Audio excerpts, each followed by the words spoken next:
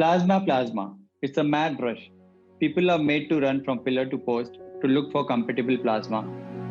They look for medicines, oxygen, hospital bed, and whatnot, and also for the adequate donors. I, Dr. Bharat Jagyasi, have with me Dr. Srinivas Samvedan. Dr. Samvedan is Vice President, Indian Society of Critical Care Medicine. Dr. Samvedan, welcome to ICCM podcast.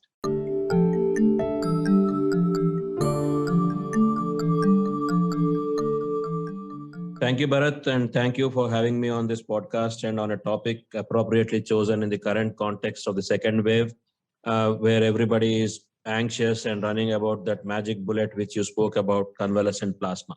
Thank you, Bharat. Sir, my question to you is, what's the role of plasma therapy in COVID-19 patient? Is it useful? If yes, then exactly what time and when we should be using it, sir? Well, Bharat, if you had asked me this question last year, I would have given you an emphatic yes. For even moderately ill patients, I would say, yes, go get the plasma and give it to your patient. But over the last 8 months or so, whatever data has come and published, both from the Canadian group and elsewhere, and also our own PLACID trial, the enthusiasm or the confidence with which we recommended plasma last year and or last time has faded.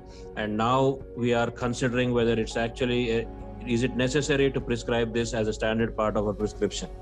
Definitely for a patient who is sick in the ICU, who's on invasive ventilation, plasma definitely does not figure in my prescription list.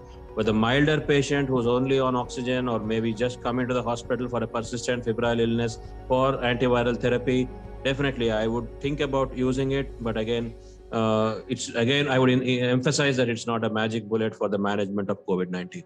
Sir, as you rightly say, it's not a magic bullet, but is there any time duration? Is it something like that we have to use it initial days and later it's going to be more futile? Right? I mean, those kind of conversations are coming around. So would you please put your comment on that?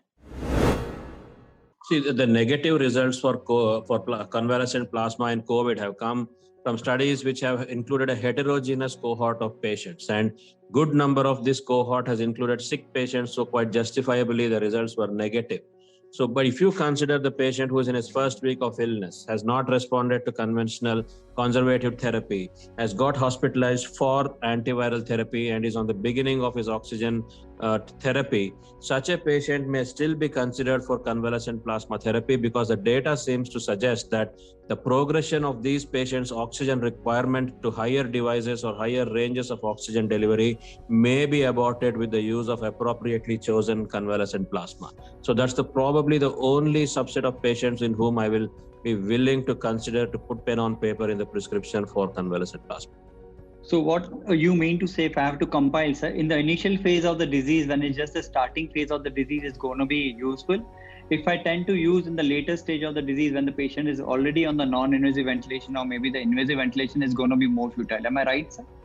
Agree, Bharat. I would say that if somebody is in his second week of illness or has gone on to a high flow oxygen device or onto non-invasive ventilation or has been intubated already, such a patient is less likely to benefit with convalescent plasma. But if somebody is in the hospital, is on 2 liters of oxygen through a nasal prong or 4 liters through a face mask, and you are trying to manage that particular patient, you can still think about convalescent plasma. Sir, there was also trial by our own government of India, ICMR did it PLACID. So what was their conclusion on it, sir?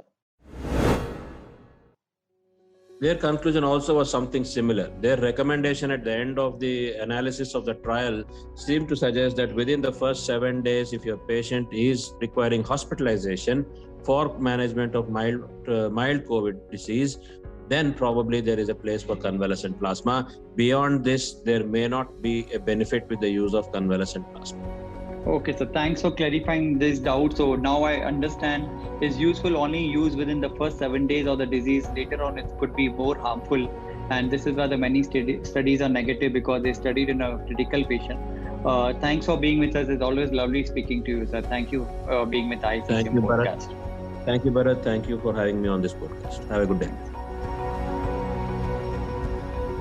That's all for today. ICCM podcast is production of Indian Society of Critical Care Medicine. Thanks for listening. Stay safe. See you again.